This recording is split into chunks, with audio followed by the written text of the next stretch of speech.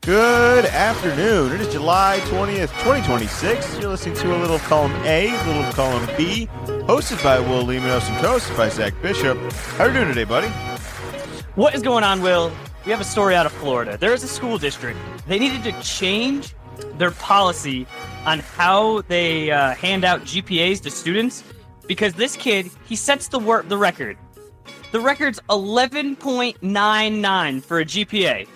Now, you've been out of school for a while, so you may have forgotten. A perfect GPA is 4. Somehow he 3x'd this. I can get into the details if you would like. Do you think you want to have yourself to be on the map as the biggest nerd that they had to change the policy for grading? Well, we're just here to set the record straight, aren't we? What's the point of keeping the record? Isn't it for this guy? Oh, he's for sure. He's the reason they have to change it. I think it's other records or other times, maybe in sports when they have to change the rules. For a while, you couldn't dunk because they're like, oh no, too much Will Chamberlain. He's too good. He can't dunk. Maybe something more along the lines of that. I took so many AP and college classes. This kid, he got his associate's degree before he even left high school. He did so many of these, and that's how he was able to inflate these numbers, which, I mean, if that's how it happened, sure, but why? What, everyone's just going to look at you like, oh yeah, I know that guy. He never leaves the school. Never seen him outside the library. Well, what sort of trophy or landmark can we create for this to actually be cool? Is it a crown? Is it a belt? It can't just be something that hangs on the wall, all right? Well, what sort of trophy? How can we make this cool?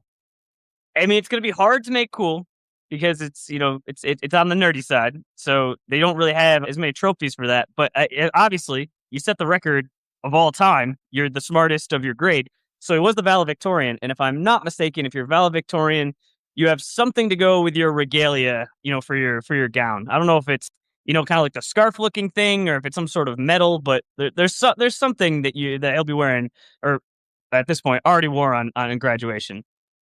I think a belt. I think like a wrestling belt. What's wrong with that? Ooh, okay. Big belt. Now, do you think Oversized. he is the one that has to design this? Does his mom design it for him? Does the school do it? How does he get out of this? Out of this? I think you're not taking orders from this guy already. We don't work for him. Listen to his resume. Well, no, I mean he's 19. You had a resume like this? I don't have a resume like this. I didn't do that. Yeah, the student took 20 AP classes during his high school tenure and completed 24 dual enrollment college courses from the University of Florida's online program, enough to earn him an associate's degree. That is just wild. You want to really put it on the record here? How many AP classes did you take? Ooh, dude, that's a while back. Whoa, stutter a little bit here. At least three. I think more. I was in 3. That's not helping your argument. You were not in 3. All right, I must have been in more than 3 because I was for sure in more AP classes than you were. I don't think you realize that it's kind of like the only thing that'll fit in your schedules by the end. So it was like I needed a math, and it was like, well, there's only AP Calc, and it's like, all right, I guess I'm in AP Calc. So that did that. I guess part of it too is you're going to college, so you're going to have to take these classes in college. So if you could take it early, it only helps you. Well, I basically did not go to class freshman year of Calc because I already knew Calc. It was like I was there. I learned there this. There you go. Don't ask me anything about it. There now. you go. Yeah, I didn't have that GPA. I can confirm that. Did you? You might have been closer. No, this is an absurd GPA. A 12? I was like, were you at least in double digits? You didn't your single digit stuff? Come on, you're Mr. Economist right? here. Yeah, right. Yeah, I mean, I was regular people smart, not setting the Florida world record, for abilities here, and I wouldn't have wanted to. I don't want this sort of attention. Well, do you think he went to every single day of school though? Maybe, just maybe he didn't. Or do you think you have to? I mean, he had to. He had to go to a lot of them. A lot of it was online, so maybe he went to school less than most people. That is kind of the joke of college. It is a lot on your time for a good portion of it. You obviously have your classes, but a lot of the work is you are responsible for on your own time. It could be easier if with the right organized person. I'm saying it could be convenient. high school is just it's such a regiment. Like I think that sounds way harder to me. It's so many AP classes and it's so many online classes that you're not taking with other high school kids. So it does not sound enjoyable. So hopefully he is able to go to a more fun college. And I mean, if he's already got his associates, hopefully he can maybe take it a little easy freshman year and be able to have some fun. Go see what the sunshine looks like. See what what a sports field looks like. That's not what he's doing. There's no way he's doing that. You think that's what he's gonna do? It's not like on his way to NASA or something. Oh, you think he's going straight to? I think you have to have your bachelor's degree for a lot of these jobs at least. I mean, if he's already got his associates, he can get his bachelor's in 2 more years and get his master's. So in 4 years, he could already jump ahead if he wants to. I mean, we got 7 weeks till the NFL season starts. He could, that's like a whole year of college at least. I mean, think of how much time he's going to have free on Sundays because he's not watching football. That seems like a mistake. There's so much knowledge he's missing out on. There's so many advertising. A lot of knowledge. Does he even know, what the latest Ram truck looks like? Because I do. Does he not know the latest parlay? He's really not. He's not utilizing. Does he not know what beer is the coldest? Cold brewed, cold stored, cold activated? Does he not know? Because I know. What color are the mountains, Zach? The mountains are going to be very blue. Very blue. All right, I think we've stretched this all long enough. We do have a little NBA topics. It is summertime. We're 7 weeks away from the NFL season. We will do NFL divisions in, 2-3 weeks? 3 weeks? 2 weeks? Soon. We're going to have sports soon. But for now, yeah. The best I got for you is I got a Luguentz Dort trade, which is a Luguentz Dort contract dump because all they got back was 3 second-round picks. I think for Atlanta, this makes a whole lot of sense, especially when you add in that they're getting Nembhard as well. It's a 3-team deal with Dallas, Atlanta, and OKC.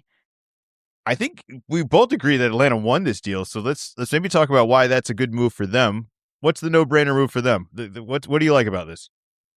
Well, it's because you and I are dinosaurs from the past, and we look at a trade and go, who got the best player out of this? Who got the best player right now? Who got the best player going forward? And so we're looking at Dort, where OKC is so stacked, they have the luxury that they're able to kind of move on and put their resources somewhere else, as well as we are seeing very clearly this year, and I think this is just going to be going forward, unless they drastically change the CBA, is these are not basketball moves. This is 80% a money move and 20% a basketball move.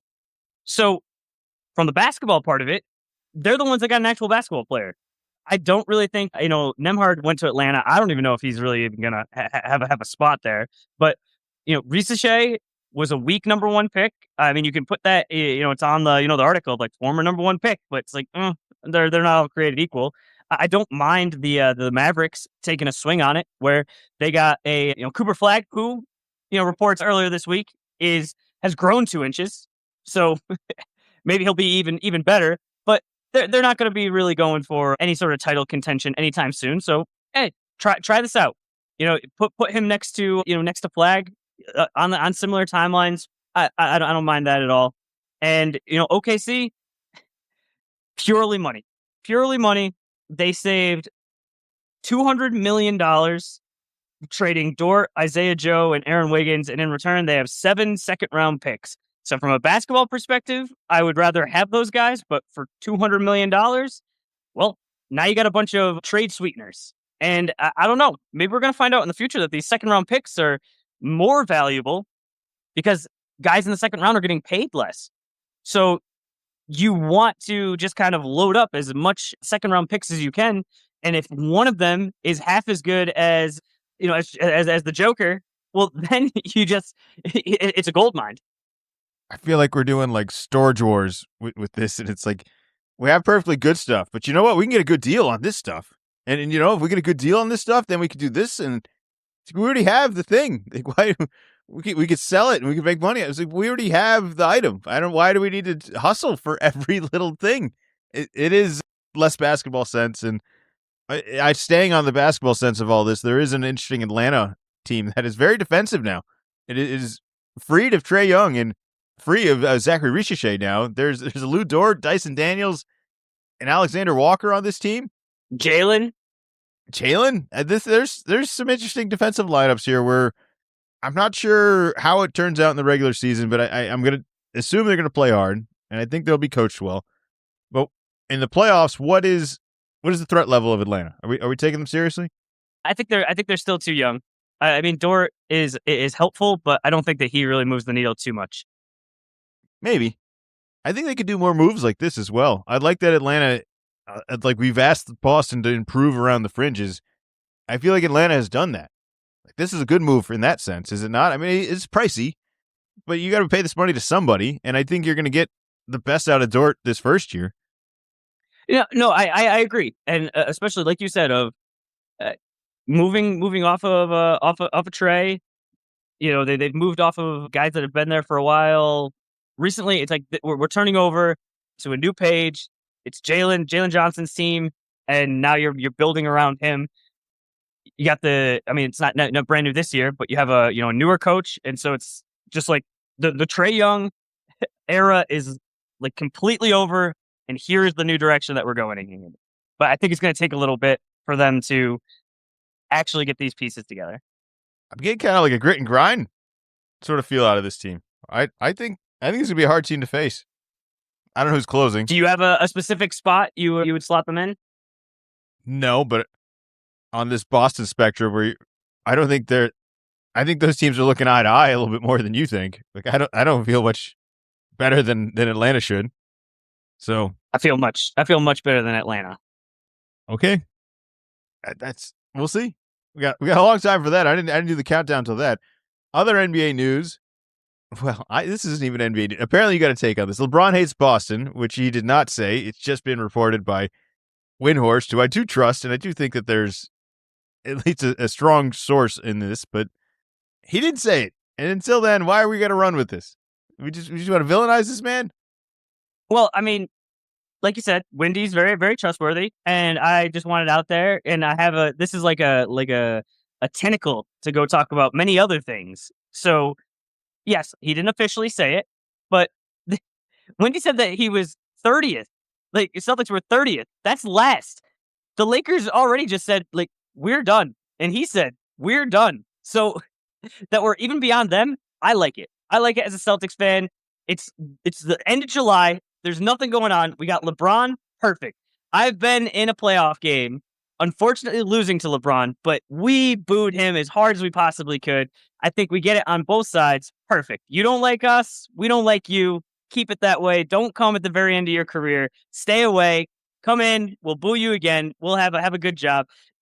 At the same time, our coach is in the best shape of his life and might be in the best shape of any coach in any life. Did you see the video of Maz doing his UFC training?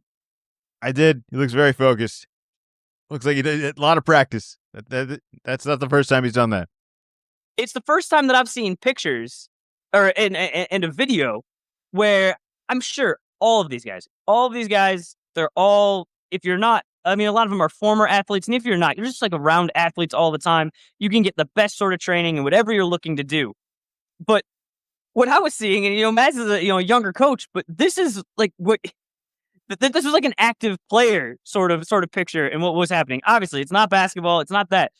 Do you think this helps us at any percentage?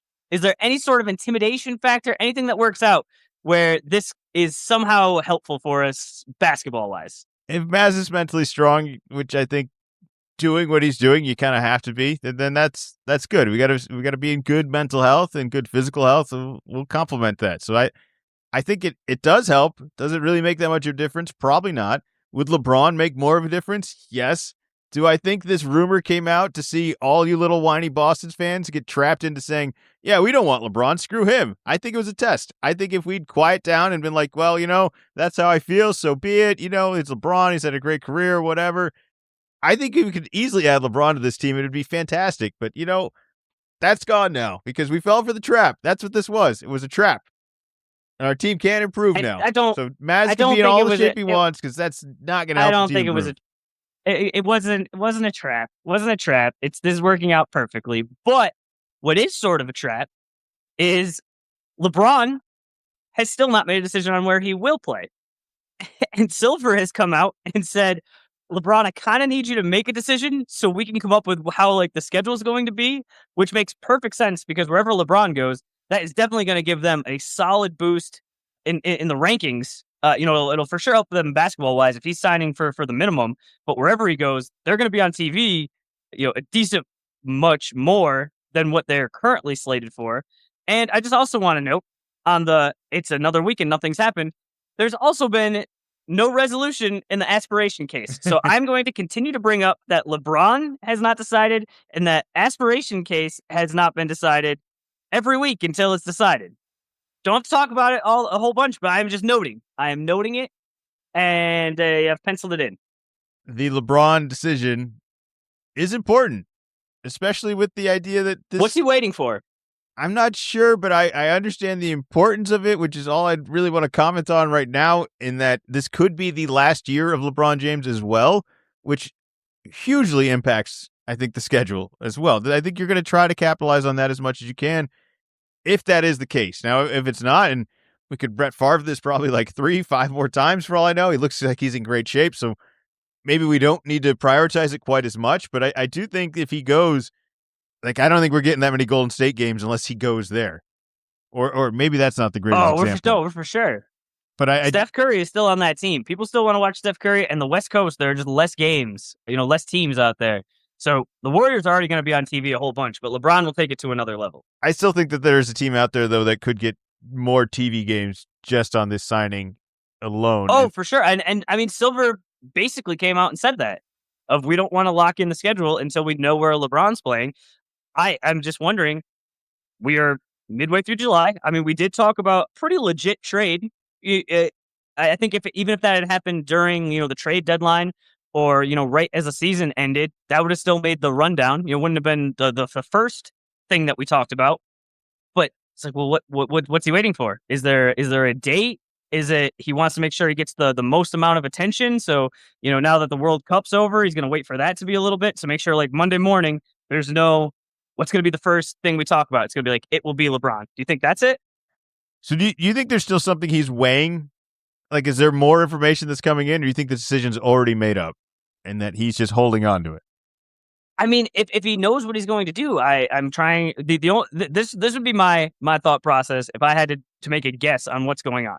My guess would be he's been in the league for 1 billion years, and he doesn't want to go through all the offseason stuff. So he's going to do what some of the, the other guys have done. Brett Favre, Roger Clemens come to mind. There's other guys that just go, and I feel like it's a little more football, than the basketball. I just don't want to announce, so I don't have to go to, to the early practices. And I'll announce, maybe he lets the team know, and it's kind of like hush hush.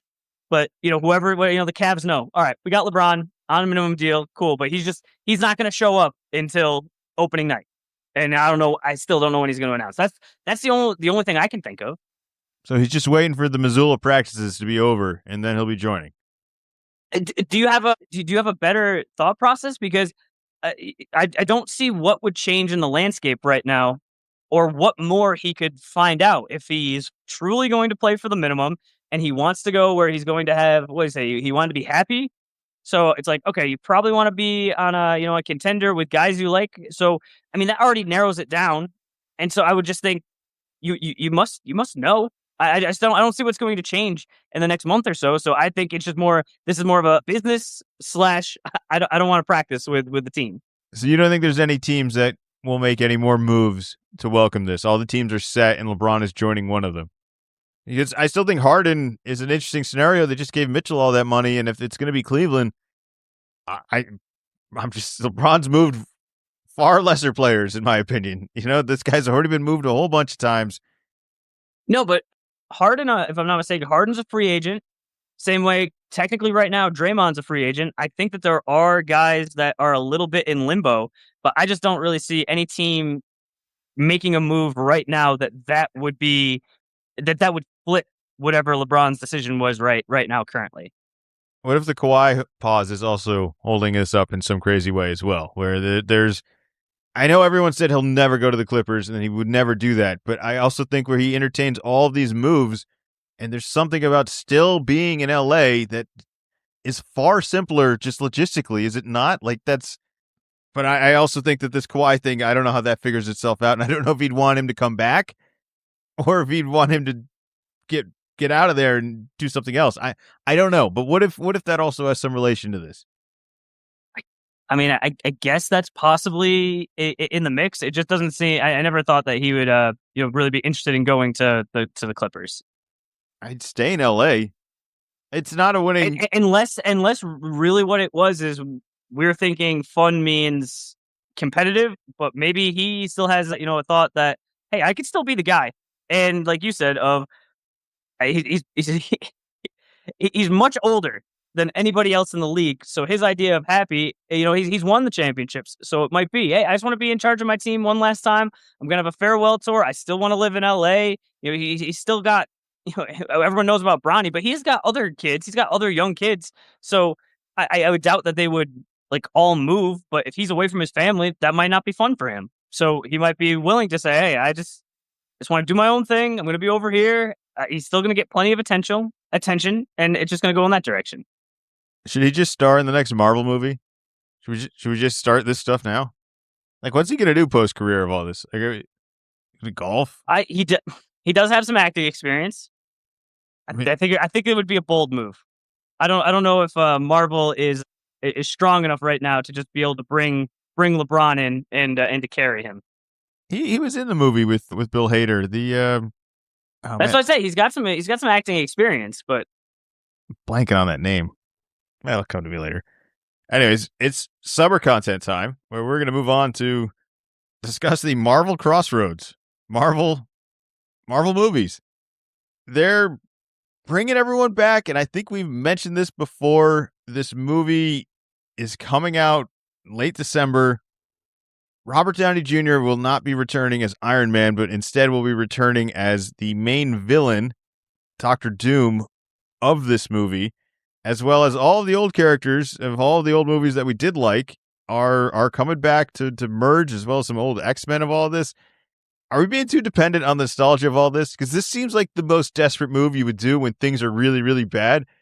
And it's got me nervous now of if everyone always gets what they always wanted, which is like, yeah, who said no to any of the things I just said? But is it actually good? Like, I feel like we can't give everyone all of this because it wouldn't be good. Is there any chance that this is going to be good? I think that they've shown in the past that they have a formula that works. They are able to put these like master groups all together where these are multiple people that were stars of their own movie. They were the main person in it, and then they're all sharing the screen at the same time. But it's built up on itself. They realized we are doing too much. I mean, I think at one point, I don't think there was any break in between Marvel TV shows. It was just when one ended, something else was starting, and they just it got too much of just filling content, and it just wasn't as good as it was before. So they reeled it all back. But my concern, after today, the trailer comes out, and Downey, he's the main guy on the poster, and I messaged you going, are they just looking to put this whole Marvel universe just back on Downey's shoulders, in a completely different role? I mean, I totally get it from his perspective of, hey, I played Iron Man, ton of the movies, I want to move on to something else, but now that doesn't seem that long ago, and now he's already going to be back as a villain. I mean, he's got a mask, but I still think it's going to be distracting to just look at it and go, well, no, that's the guy. So him being the main one on the poster, that led to some concern for me today. He's going to have a mask on. He's going to have a very thick accent. It will not sound like Tony Stark. I'm not sure how they will reference Tony Stark. Maybe there'll be somebody else playing a version of Tony Stark, which is the other endless thing of all of this, where they can essentially bring back any character of any time, of any era, for any reason for this movie to justify all of this. And I just worry that that's all just filler and that there's nothing actually happening here and that it's just like a weird cameo collection. I don't know. The other thing is, where do we go after all of this? All right, this is gonna be a 2-part movie, right? they're going to do this. Something's going to go wrong with the cliffhanger, and then they're going to fix it in the second one. All right. It's not that we know that is going to happen. But what do we do after all of that is where I'm worried that this is just such a desperate move, piggybacking off of all of the history that was successful, that hasn't been recently successful, and thinking that everyone will like this. And then what, Zach? And that, like, this, I don't know where this leads to. Well, for one, it's not it's not for me to figure out. I guess if I had to choose, what I would like them to do is it's not some sort of like a complete reset, but they started with Iron Man. Iron Man is huge now, but when it came out, that wasn't at the level of of Batman. Like that wasn't at the level like where everybody knows who Iron Man is. So could they go back almost to their roots and find some other characters that they haven't used yet and build them up and kind of go in that direction where you do sort of sunset, Iron Man, Thor, the Hulk, and then you kind of come up with almost a new sort of Avengers. I mean, I'm sure the Marvel catalog is super deep. You could have the X-Men play a larger role. I don't know if you want to go just back to X-Men movies or not. I feel like they kind of have the same problem that the main Marvel line has had of you had the main guys, people really liked the original movies, and then as it went along, it got stale, and people they just want Wolverine. They like X-Men, but you need the superstars. And that's what it seems like they're doing in this one, is they're bringing the superstars back. Now, you said earlier today you were concerned that the press has already started for a movie at the end of the year. It's been going on that clock countdown since the Super Bowl. Like it's been going on way too long. And the only thing we know about this movie that everybody's in it, and that Downey's going to be Doctor Doom, and that's more than enough. It's funny that we were cranking out so many movies, and that they fell into the weakness of trying to connect and weave all of these movies together. It was just too much production. And now we have so little production, and then I'm worried that the quality will be the same. Because we've cut down on the quantity. We haven't even talked about how there's a Spider-Man movie in between. That's not really going to be as related, is my understanding, which is also an entire reboot of the Spider-Man movies. Where kind of like when they did the Thor first two movies, and Ragnarok was completely different than those two. This will be completely different than any of the past Spider-Man movies. It's a complete reboot. We'll have new characters. We'll have new people. It'll be new age group, new point in life. So we are hitting the reset on that as well. And I'm okay with that. They did not recast Spider-Man, and I'm okay with that. But you want to introduce new characters and try to make new stars. Do you think we'd be better off just recasting old characters? Should we just have a new Iron Man? I know we would boo it, and I know we wouldn't like it, but are you telling me you wouldn't go see it? I mean, they've kind of already done that. Yeah, I'm not even gonna get into the Spider-Man and all of that, because that's almost like the NBA stuff that we were talking about. Of this has nothing to do with movies or plans. This is a whole financial contract thing that we talked about on the podcast before. Just that's a whole separate area. But they have come out with there's a new Captain America, and they did the whole process of how it was kind of handed over. But I think there has to be a break. Yeah, I'm not even saying they don't want to do that. They don't want to do that because you can't stop the money train. But I just don't think if you just rebooted this. But I mean, at a certain point, I could see where that would be the thought of we are getting Harry Potter, a new Harry Potter TV show, and so if you look at when the first Harry Potter movie came out, we're at least in range of when Iron Man, the first Marvel movie, came out. I think we're closer to that happening, and we're just going to leave this entire universe. You said we got a new Iron Man or a new Captain America, but we stayed in the same universe. I'm saying complete reboot, unrelated to anything in the past. All right, we're doing AC/DC in a new song in a new world, and it's a new Iron Man, and the contraption looks different. And then are you saying it would be like you do the origins over again? Yeah, I think so. I just think we're getting closer to that. Look, we've remade worse things. Who's arguing we've made better things? This is a better idea than half the crap that got remade. All of the animated movies that are just suddenly live actions where they do the same exact movie and nothing changes. How's this any different? I don't think those have been wildly successful. So I think it's just too soon. I think you'd have to take a legitimate break. I think people are worn out. So I think if you were just to reboot it, I think it'd be really hard to get people in. Where now, I think you mentioned it right off the bat. Of at least now, people have the nostalgia of, oh well, I like the the originals, and they're bringing those guys back. Well, I had fun during those movies 15 years ago. Like, yeah, all right, let's keep doing it.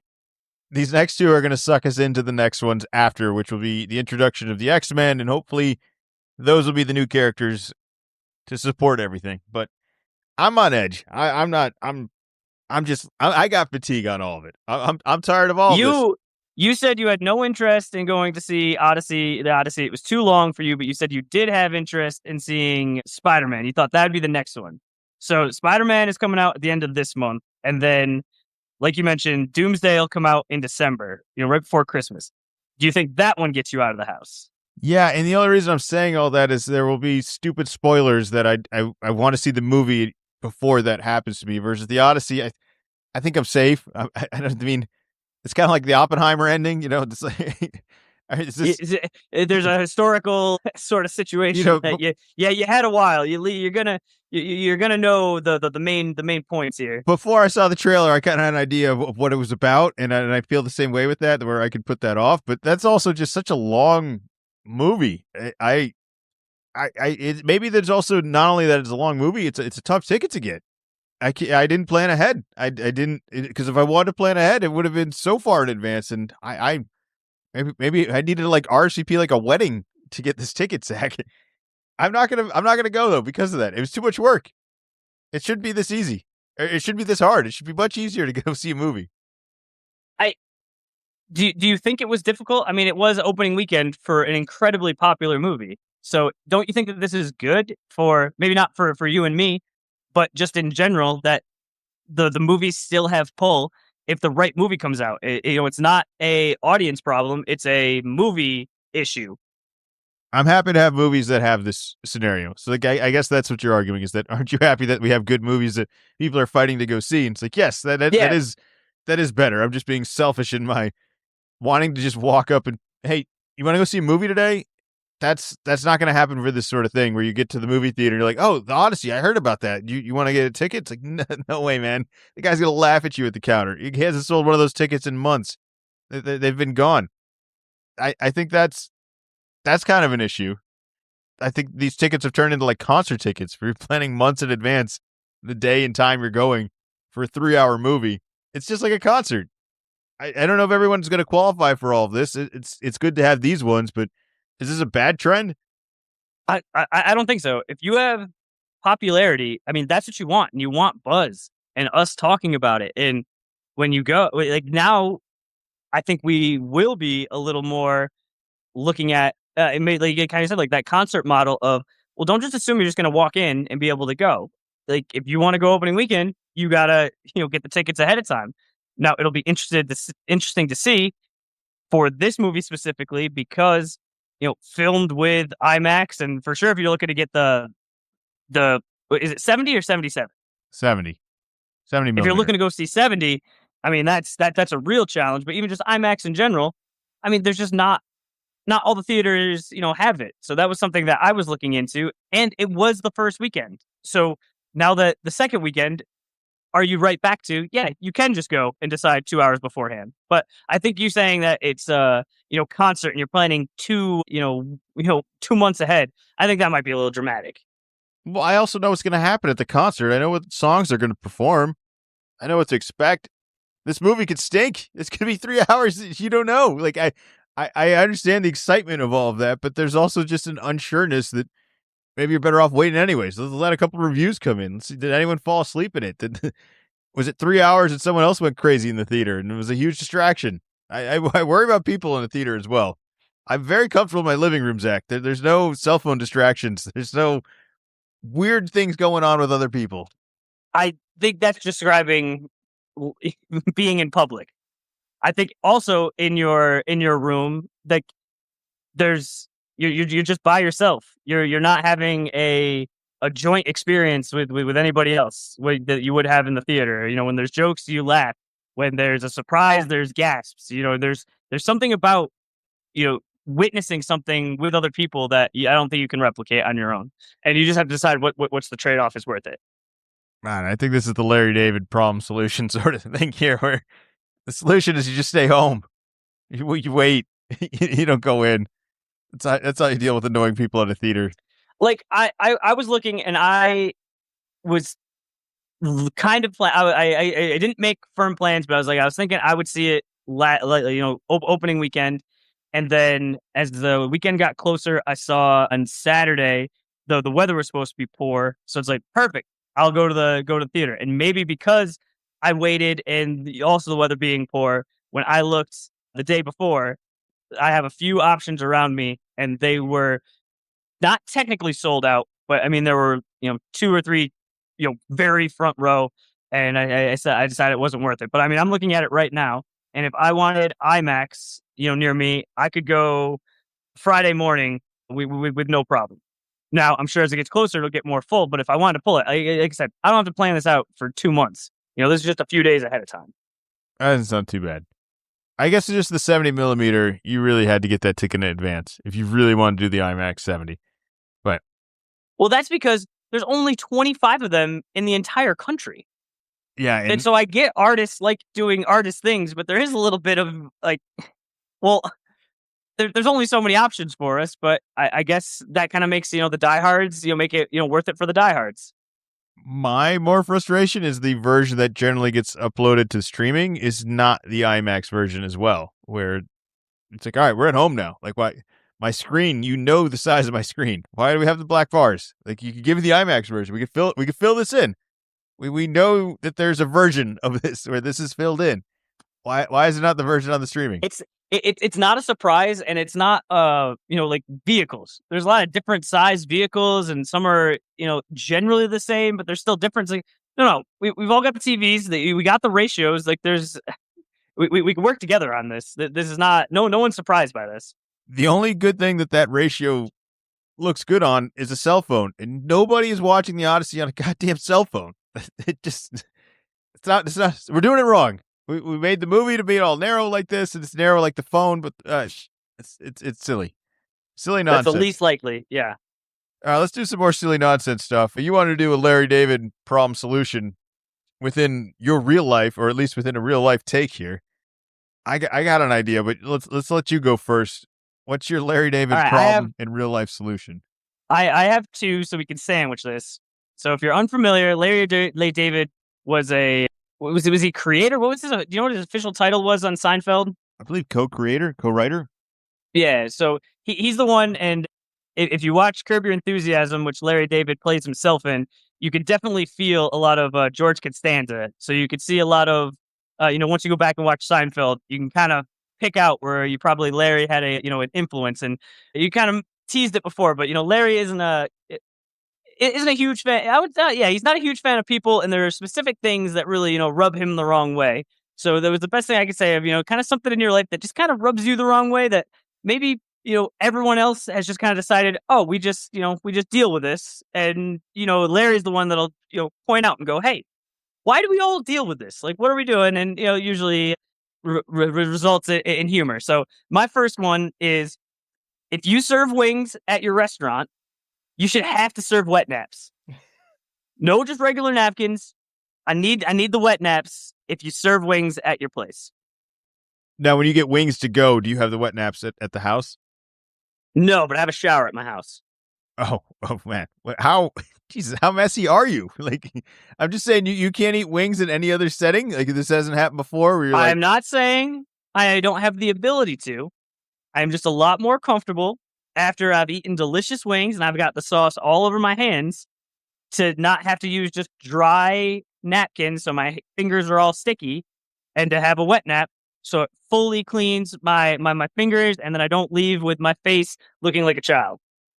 I think this is like a toilet paper bidet sort of thing here, where you're asking to be clean because for some reason you are completely dirty from all of this, to the point where you need to take a shower if you were at home, and you think this little wet nap is going to be all right in the restaurant. Like, I think this isn't going to get the job done for what you want anyways.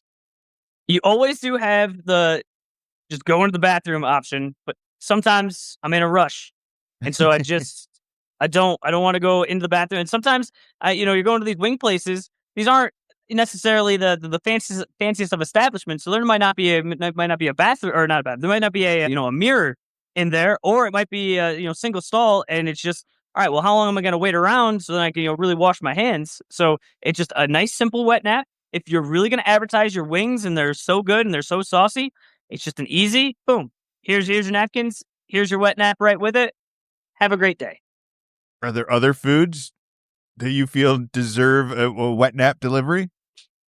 I would say ribs, but my main focus here was wings. I'm going to start small, and we can move on from there. So handheld items. Yeah. No, not handheld items. If you're eating a burger, you're fine. Man, it sounds like a pretty bad cleanup.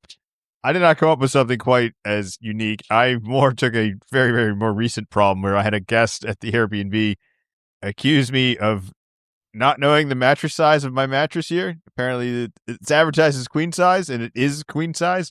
This guy just chose to tell me it's not. So my idea was we're just going to put a measuring tape. Although, how comfortable do you think everyone's going to be having a measuring tape in the bedroom? Do you think that's a big win, or of definitely we don't need that in there?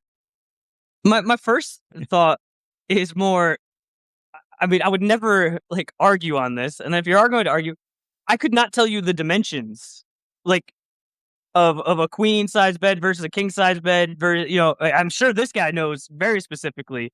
But if I was arguing with you and then you showed it to me, I right off the top of my head, I wouldn't know. Is it 6x8? Is that crazy? Is it 7x10? I don't have a frame of reference. I have an idea if I look at a bed, but I don't know. Yeah, I don't think anyone needs a tape measure in the bedroom, but I can't come up with another solution. So sorry, fellas. Hopefully you're having a good day, but this is just to verify. What else are you supposed to do? So you left it in there? This is a joke. This is Larry David's solution. I didn't actually put a tape measure in there. Okay, all right. I was like, man, I don't know what if are we you want to talking do that about for here? everybody because of this one guy. And it's like, well, what is it? Again, this is not the most helpful. So was there a resolution to the problem with this specific guy? Did the tape measure solution work, or did he demand a receipt from when you bought the mattress? See, this is where communication is very important in the Airbnb. I didn't find this out until his review. He didn't tell me during his stay. This is just posted in the review that he was like, oh, by the way, the beds aren't queens, they're fulls in the review. So this is more of another frustration of well, I would have been happy to verify it if you just told me. I mean, but now it's too late. Just kind of get dinged in the review.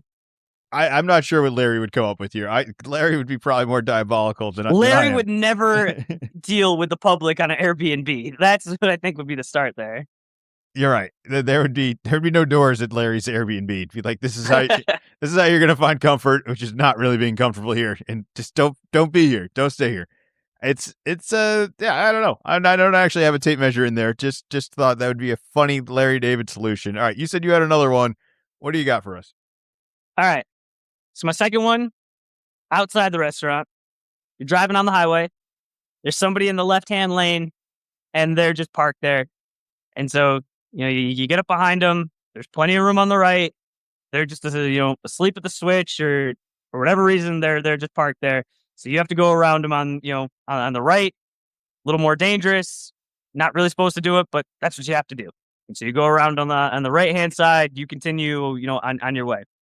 I don't know how to enforce this, but my thought was if you get passed on the right, you have to get off at the next exit. You can get right back on, but there should be a penalty. If you're not going, and it's fine. If you want to do the speed limit or below the speed limit, if you want to be safe, you just got to do it in the right hand lane. So if you're in the left and you get passed, just shoot. And, sometimes it's definitely happened to me. Sometimes, you listen to a podcast or you just get distracted or you kind of meant to get over, but then you couldn't. It's just like, all right, nope, that's the penalty. You got to get off at the next exit. You can get right back on, but then that's your penalty. That's your penalty. You just got to be a little bit minorly inconvenienced for inconveniencing other people. I'm going to come to the defense of this car, this vehicle that you have decided that you are going faster than and that you've decided to go into the right lane to pass them. I need to ask a couple questions before we can approve all of this. All right. So here's a couple now. This car that you were clearly going faster than, is this car going faster than, say, a truck that is in the right lane and it's going faster than the truck, but slower than you? All right. I'm trying. All right. So I'm picturing this. I am going to say that the question is irrelevant. You still get penalized. You still get penalized. All right, because Yeah. if you're going faster than the truck, you would need to be in the left lane to get around the truck, right? Because you can't go over the right on the right. This is what happens here. So, like, let's say the truck is going the speed limit. Let's say the car is going 5 miles per hour over, and you want to go 10. This guy's got to get off an extra exit because he wants to get around the truck, just so you can get No, no, around. no, no, no. So he would. So trucks in the right hand lane, cars in the left hand lane. Now in this situation, I'm behind the car. The car has passed the truck, and if the car decides it decides not to go into the right hand lane in front of the truck that is safely passed, and then I am required to then go to the right in front of the truck to then pass that car. Yes, then they get penalized. All right, that scenario you described, I agree there could be a penalty. The scenario I described, though, is also very possible and more frequently happens. And more people feel like, I got to go faster. I want to go faster. Everybody should get out of my way. And that's fine. But I also think if they have the right to pass the person at their speed, that's not their fault. Like, it's because you got to work around them. It's just like on the mountain, just skiing. You want to go faster? Don't cause any traffic with anybody else. Go as fast as you want. Well, that's what I'm saying. Of if once this car has completed the pass past the truck, it just has to pull into the right hand lane. This is what the flock cams are going to be for. You're going to get your way. Larry is going to be nominated. And Well, some no, sort of the flock cams are a whole other situation, and yes, there's definitely more of the the cameras that are just tracking everything, and that's a whole other situation. All right, we got a bunch of miscellaneous stuff left here in about 10 minutes. What do you want to go Actually, with? I got one last thing on that. Oh, go. Chew away. One last thing there. This was as I was riding around, and you mentioned I've been seeing more about the flock cameras that are tracking you is what I guess the naysayers are saying, and the people that are pro are saying, hey, this is keeping you safe. If we're no longer going to have, I'm going to call it traditional police that are with the radar gun tracking you, and we're going to have a camera that not only knows how fast you're going, but knows who you are based off of it, reads your license plate. Do you think that we could get personalized speed limits? Yes, I do. And so if you are in, maybe if you're in a truck, trucks are bigger, they're more dangerous. Those have to be less. I don't know if you would do it just default by different ages. So, if you're 16, you just got, your license, you have, or maybe not even your age so much as how many years have you been driving, or, based on your record, or could it even be, I don't know if it'd be yearly or if it's just different levels of, hey, I would like to drive faster, so I'm willing to take whatever test. And so, you're at level 1, your top speed is 40 miles an hour. But if you're willing to go to, level 6, it's like, oh, it's Autobahn for you out there, buddy. Like, you got great hand-eye coordination. Like, get you an F1 car. Let's go. If AI can't actually optimize traffic, I don't think there's any real optimization it's worth using for. That's a real life solution. I mean, can we you're not fix probably that? right there. That what'll happen first is that we'll get fully self-driving cars before we'll get individual speed limits. But I was thinking about it as like, oh, well, if you're going to get all super, tracking everybody individually, it's like, well, why couldn't we, have it where for different people, the speed limit's different? Well, beyond the tracking, once we have the self-driving, there won't be like free driving anymore. It's going to be you have to put in a destination. So in a lot of ways, we're going to know what every car on the road is going to. No one's just going to be driving anymore. So with that, I would hope you can have some sort of optimization. Like, does that not sound a lot more plausible than everyone just randomly taking whatever route they want everywhere and interacting with everyone? Oh, you're here at the same time? Oh, no. That's how traffic is. We can fix that. That would be the only solution out of all this that sounds intriguing. All right, I gave you. Well, and I think now that's robots, like they will be able to go faster, just because the cars will talk to each other, and the merging, which was really what causes a lot of the traffic, and the braking, the unnecessary braking, because we're humans. When you have robot cars, I mean that'll all be able to work faster. So that's probably the future, not my idea. Are you going to miss driving? I think it'll take a while. Not so much the driving, but motorcycles. I don't want a motorcycle that rides itself. That doesn't sound fun.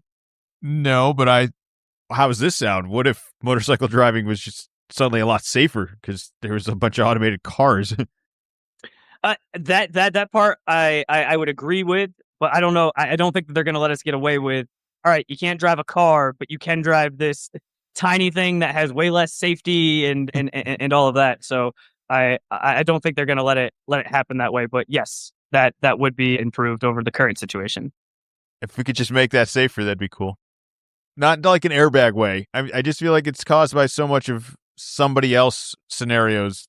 If we could limit that, that would be.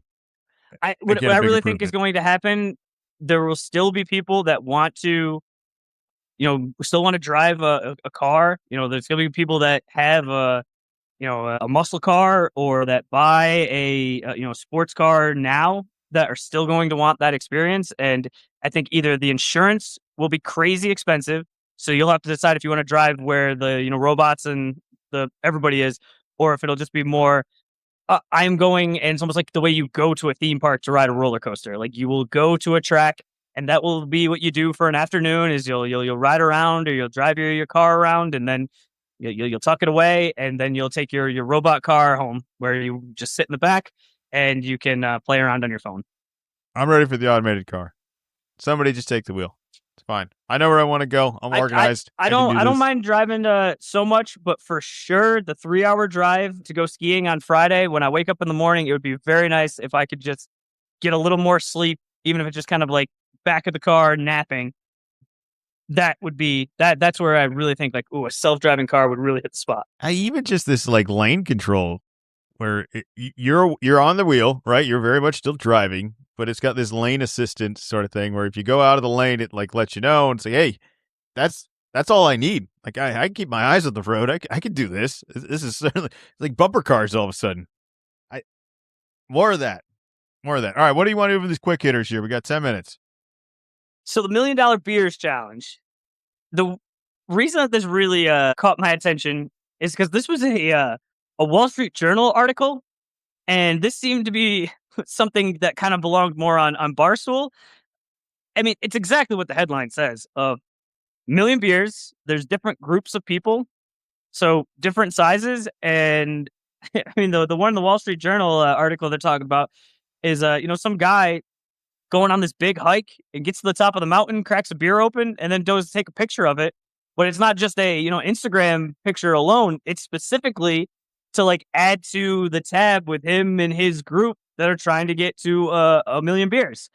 And so I could see the appeal to people. I could see the camaraderie of it. I think the drawback for me is you're going to be doing this with a larger group. This isn't going to happen in a weekend. Is your whole group, I guess technically will add up to 1 million, but it's only one person that's going to hit the 1,000,000th beer. So I think there's going to be a lot of people that are going to be disappointed when they get to the end of this road.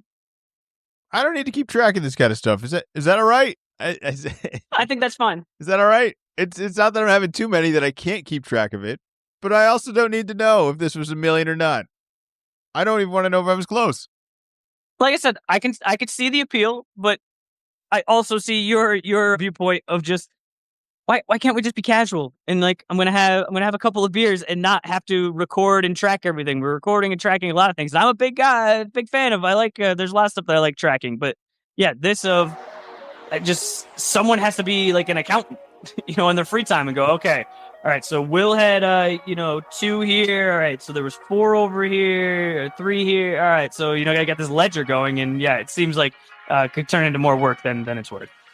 Yeah, man, I had a buddy in college, underage drinking. He got busted.